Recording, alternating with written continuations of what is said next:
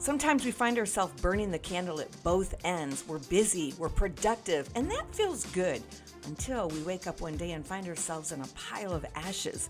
We've burned out. You're going to hear about that today on The BraveHearted Woman. Hey everybody, this is Damon, and this is my show, The BraveHearted Woman. Thanks for stopping by.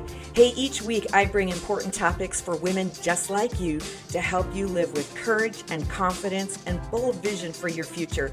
So make sure you subscribe so you never miss an episode. I'm always giving out free resources that empower you. So you ready? Come on, let's get brave. Well, hey there, all you beautiful, amazing, and brilliant brave-hearted women. Once again, I'm your girl here, Damon, and I've got an amazing guest for you. I want to tell you about her because you're not going to believe when I tell you she's a mom of 7 kids and a grandmother of 2. But after an experience with severe septic illness in 2018, my guest experienced a whole life switch, transformation, and change.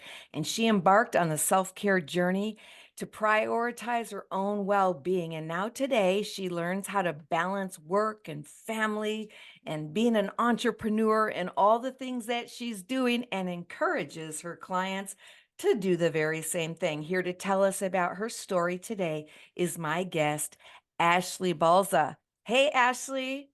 Hi, Dawn. How are you today? I'm doing great. I actually got some good news here a little while ago, so I'm doing very good. I just found out that my book was nominated for an award, so I'm happy. Yeah, thank you. Congratulations. Thank you so much.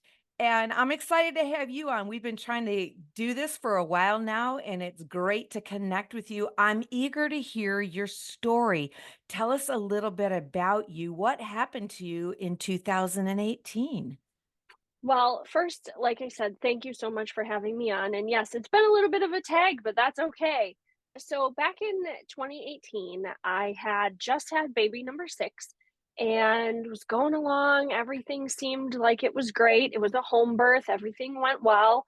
And within 4 days' time, things started to change. I wasn't feeling the greatest. It almost felt like I was having a panic attack, like just laying down. I didn't feel well. Other symptoms had happened where I could hardly get out of bed to go to the bathroom. We had to rent a bedside commode. And when you're 34 years old, well, let's see, 33 years old, whatever it was, however old I was at the time, that's kind of humbling and a little embarrassing, if you will, just to think about that. But I couldn't get out of bed. Every time I got up, it felt like I was going to black out.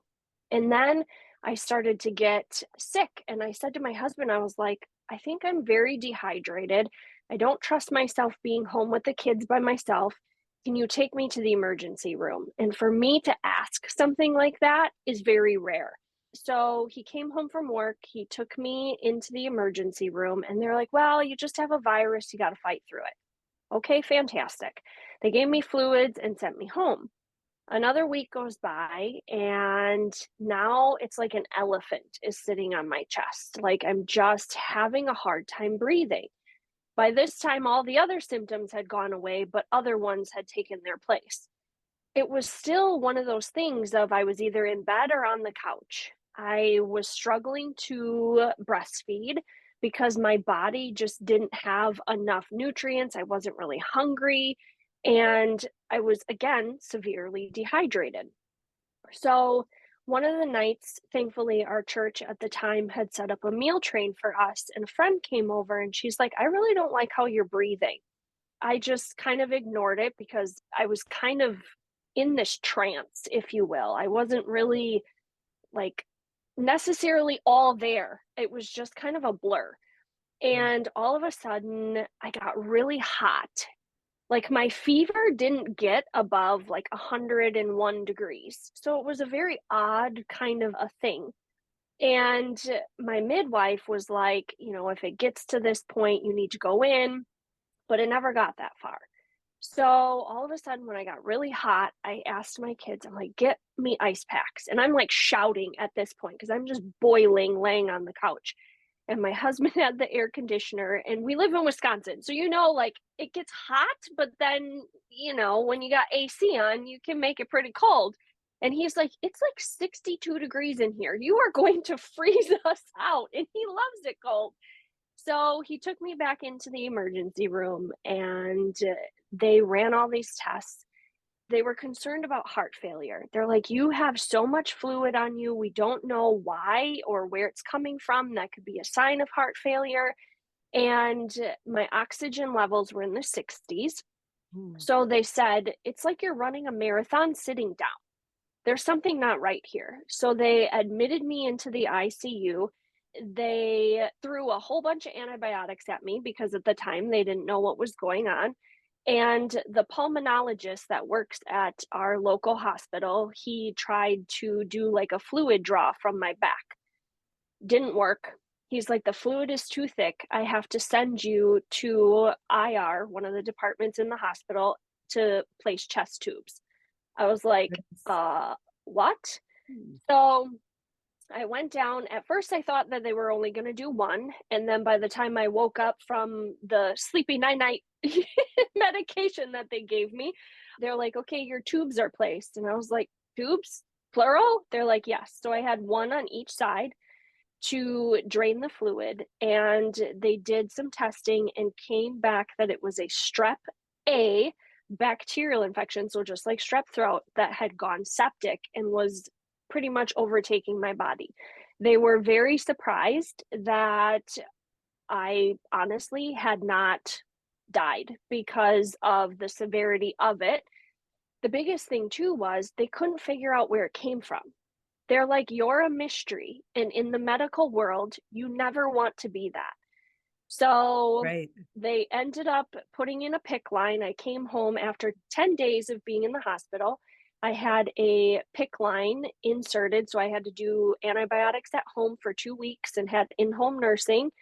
And after that, my fever came back. So I called. They sent me back into the hospital for another 2.5 days and ended up doing more tests and other procedures to find out that there was like a pocket of fluid that had walled off around my liver. They're like, I don't think it's from the original infection. So they sent me home on oral antibiotics, but they were very worried that I would almost need like a bone marrow, like either transplant or something to do with like a bone marrow check, essentially. And my infectious disease doctor was like, I don't agree with that. That's a little extreme. You're just missing one part of your white blood cells. Like you have an immune system. We just need to activate it a little more to get the rest of this stuff out. So, come to find out, after prodding the doctors and being my own best advocate, they discovered that the particular antibiotic I was on through the PICC line can be an allergic reaction. It's Uh, just not a typical one. It's typically pretty rare, but that depletes the white blood cells enough. So they put it in my chart as an allergy, but they said, if in case of an emergency, we can still give it to you. We just have to monitor you a lot more closely. So I was like, oh, that's fantastic.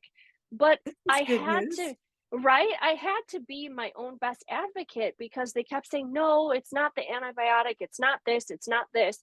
And finally, a doctor took the time to research and to look and say, yes, it can be. So I was like, okay, great. So being your own best advocate is so critically important, especially when you're going through something like that. And I want to just touch on that again because we cannot overstate that enough. You've got to advocate for yourself. You've got to communicate what's going on. I know sometimes I'll go to the doctor with my husband because he's not always the greatest at sharing everything and all of the details.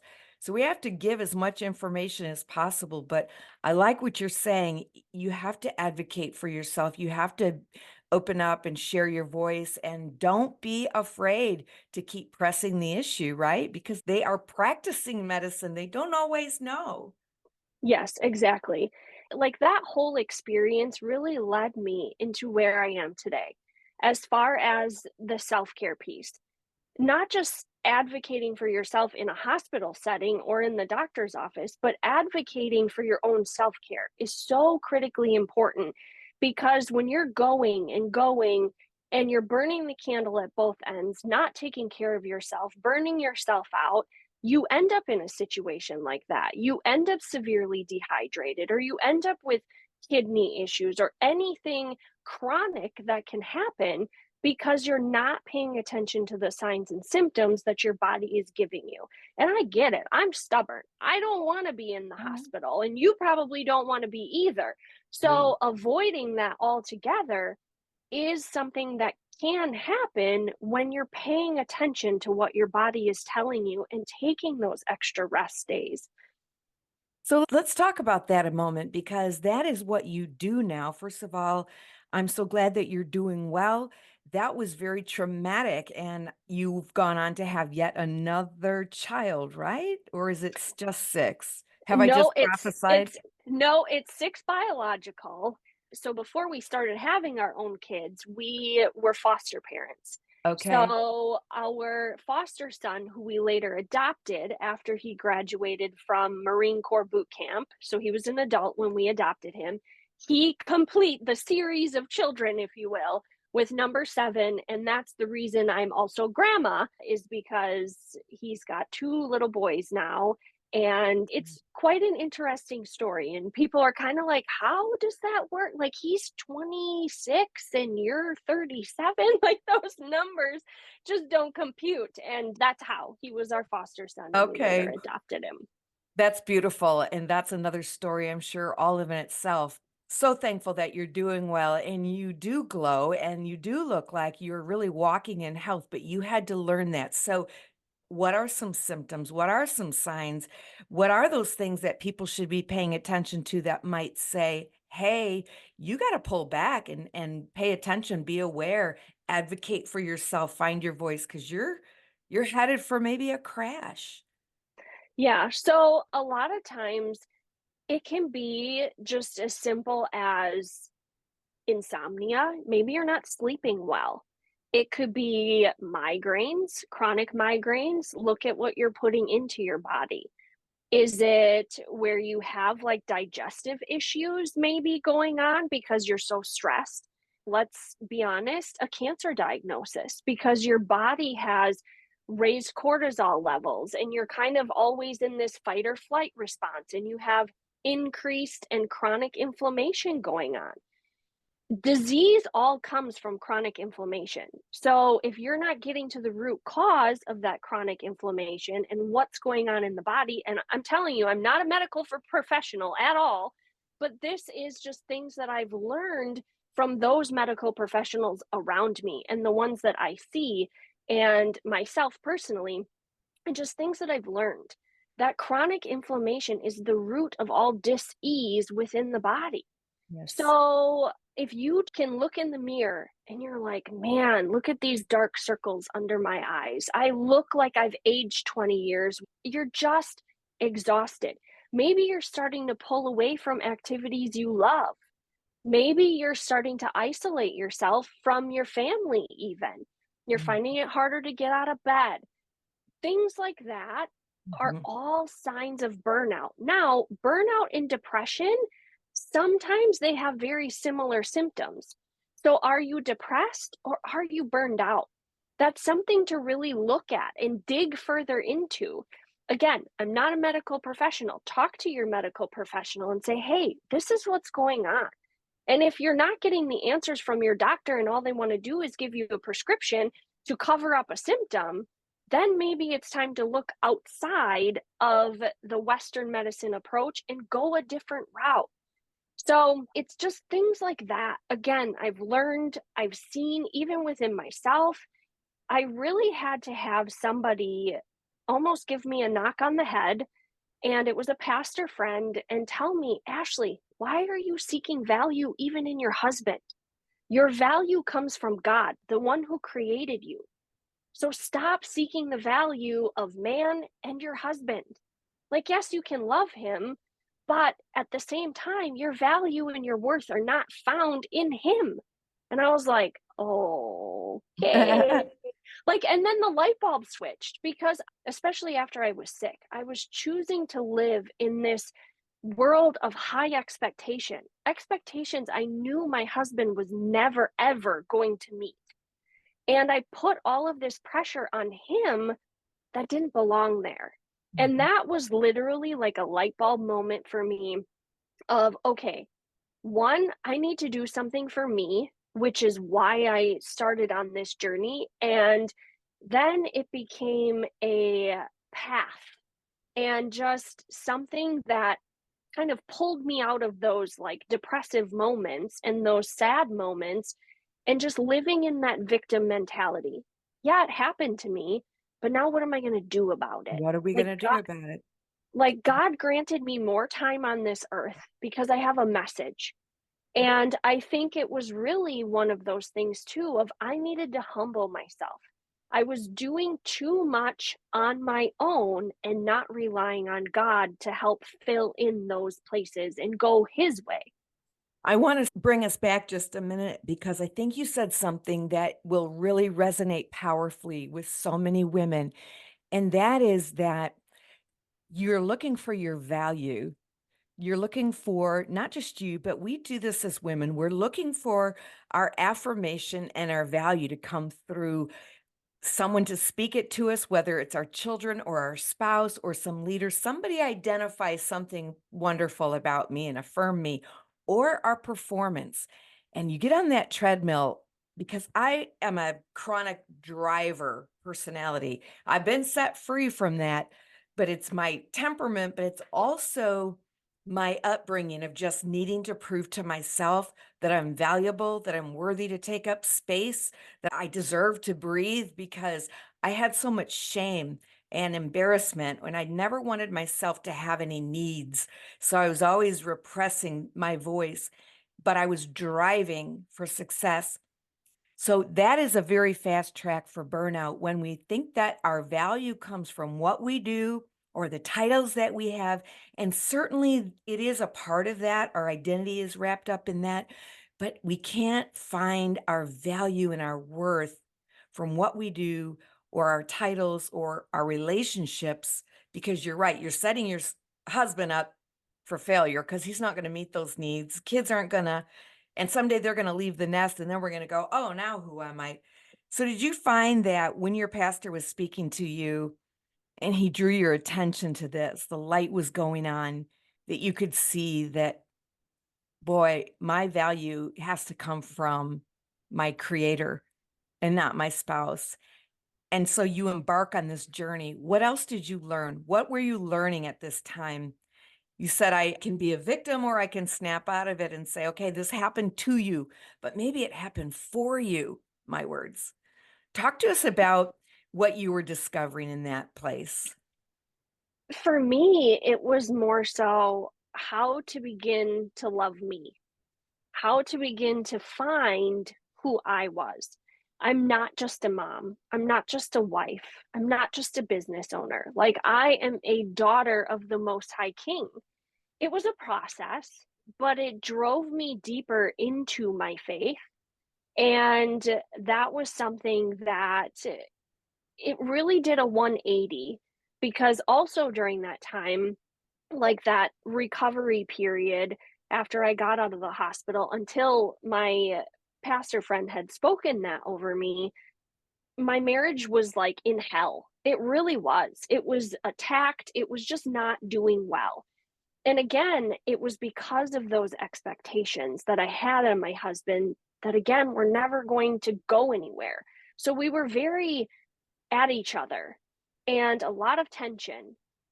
But in that time, when I realized, okay, if I'm going to truly seek where my value comes from and dig deeper into my faith, what is this going to do for my marriage now? So then it began this process of like silently praying over my husband. I couldn't expect him to change. Like I had to do the work on my end. And in that time frame, we also started going to a different church. So that was, a new thing for us, a new beginning, if you will. it brought us closer together. And again, like it was an immediate thing. It took time to get there, but then now we work together and we own a business together. Like that's our only source of income is the business he created in that process. So it's brought us closer. It's brought us closer to our faith. It's a complete 360, not even a 180. It's a 360. It was a lot of learning about, like I said, about who I was Mhm. and what I could bring to the table as a wife that didn't have expectation and strings attached to it.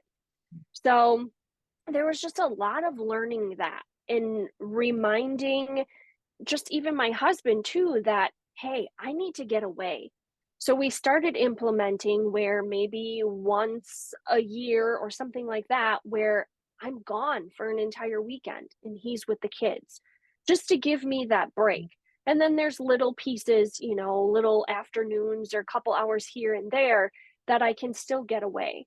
And just recently, him and I took a vacation, like together, just the two of us. We got on a plane and flew to a different state. Like that doesn't happen. Right. And it's starting to date one another again and just become one and not in separate corners of like, I can't stand you today, get away from me kind of a thing. So it's really just surrender is a big thing. And just being able to be vulnerable when I need something, if I need to get away, if I need to take a bath, like whatever it is, like allow me to do that because it's gonna, decompress myself. I want everybody to just get away from me, don't touch me, like just kind of, you Give know me space. you've overstimulated me for the day, like I just need a break. And taking myself to dinner, but just again recognizing who I am versus getting lost in the throes of motherhood because it is very easy. And, I've heard a lot of women, even when they are empty nesters, and they're like, who am I? I don't know who I am because you've been so focused on raising children. Like, you just forget what are the things that you enjoy doing? Where are the places you enjoy going? What's your favorite meal? Like, do you even know? When's the last time you had it? Like, just thinking about those things is very eye opening because we lose it. So very true. So, this medical emergency, which I hear you say, I don't ever want to be hospitalized again, ever. And to that end, you're doing everything in your human power to take care of yourself. But at the same time, this event was a watershed moment. It really upended and turned your life around and caused you to go down a path that, God is entrusting you with this testimony and this story, but also this wisdom to say, I'm hearing you say, self care is important. Time with God is important. Finding your voice, thread it out through what you're saying, but ultimately knowing your assignment from God. Who am I? I'm a daughter of the Most High God. And then what is my purpose? Who am I, God, and what have you called me to do on this earth? Obviously, He's given you a beautiful family. That's your priority, but you're an entrepreneur. You started a business. So, as our time is kind of running away from us here, I do want to hear about what you discovered and the business that you all started because your skin is glowing. So, I'm going to say it has something to do with that. Talk to us about that. Yes. So after that, fateful illness and when I was in recovery, I decided to go into the direct sales industry and join arms with a skincare company. And it literally has changed my outlook on my confidence and just showing up on camera, on social media, in pictures, whatever it is, because my skin was not good. It wasn't for very, very long time. And it has now done the 360. is different. It gives me more confidence to be on camera. It gives me more confidence to be in photos with my kids. I tried going back years from when I started having kids to find photos of me. I could hardly find any. I would take photos of my kids and of my husband with our kids, but not with me. If I did, I always had like a baby hiding my face Uh, if possible because my skin was broken out. My skin looked terrible. And I wasn't someone that really wanted to be in photos looking like that. Like, I don't want my kids to look back on these pictures. And granted, again, do they really care? No, but I did. And now I love taking selfies. My kids and I take photos together all the time, and I can walk out of the house without makeup on. So I really dove into the skincare industry, and that's where my self-care journey honestly started. I had to start with something simple that I could implement with more of a consistent mindset versus, okay, yeah, I'll go get that massage, but wait, I don't have the money for that. And that's going to take 3 hours. And like, we think that the self-care thing has to be such this big, elaborate, right, expensive we do. thing. Mhm. And we forget about the basic, simple things we can do at home that are free, that don't cost us a lot of money. So I started with my skincare, and that's where it all began. And then it slowly has led into, again, I can take a weekend away, or I can go get my nails done, or like those more extravagant things, if you will. But really, I just look at it as something simple that isn't going to be a huge expense because we are a big family. And let's Yeah. face it, everything is more expensive. But it's just something that I can do here at home and I can share it with others. So that's where that led. As we're closing, thank you so much for sharing your story. You are a very brave girl and you are an amazing mom. You have beautiful children. I've seen some of those pictures, Thanks. uh, and grandma, but just a little bit of a shift. What would you say to someone who want to start a business? They want to prioritize themselves, not in a selfish way, but in a self-care way. How would you encourage them to be brave? Honestly, just do it. You never know what can happen if you don't take that step forward. So instead of thinking like, what if in a negative way, like, what if I fail? Think of, but what if you soar? What if you fly? Like, what if you're successful? And the only way you will fail is if you quit. Mhm. So keep pushing forward. If it's something that is truly on your heart and you feel like it's something that God has for your purpose, if you've got a message to spread, or whatever it is, if you feel like that is where you're called to be, no more excuses. Just do it, because you can come up with the excuses all day every day and you can live miserably because you have those regrets and you're like, oh man, I wish I would have. Well, what's stopping you? You can be 20, you can be 60, 70, 80. Just take the leap. You never know where you're going to go. And when the student is ready, what is that phrase that Forbes always says? When the student is ready, the net will appear or the teacher will The appear. teacher will appear. Yes, Yep. that's very well said, and I agree. If it's in your heart and it doesn't go away and it keeps rattling around in there and kind of pounding on the basement door of your soul, open it up and let it go. Take that risk.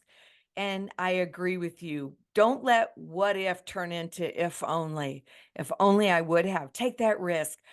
Ashley, you're so gracious. You said at the beginning of the podcast before we got on here that you have a free gift that you want to offer. How can people find you and how can they reach your offer today? Well, the easiest way to find me is going to be on Facebook. Just search Ashley Balza. And the free gift for you is set up a 30-minute self care consult. Let's go over your self care plan. and really talk about how you can begin to implement self care. Because again, running the rat race of life and just pushing it aside, make it a non negotiable. Take the time and schedule a call. Wonderful. And I'll have all of that available for you in the show notes, my dear brave-hearted women. Ashley, thank you so much for joining us today. This has been my guest, Ashley Balza. She is mom raising 6 kids, grandma of 2, glowing with her beautiful skin, but most importantly, glowing from the inside out. Thank you for being with us today. And hey, Thank all you. you beautiful, brave-hearted women, I'm going to leave you like I always do. This is Dawn Damon, your BraveHeart mentor, asking you, is it time for you to find your brave and live your dreams?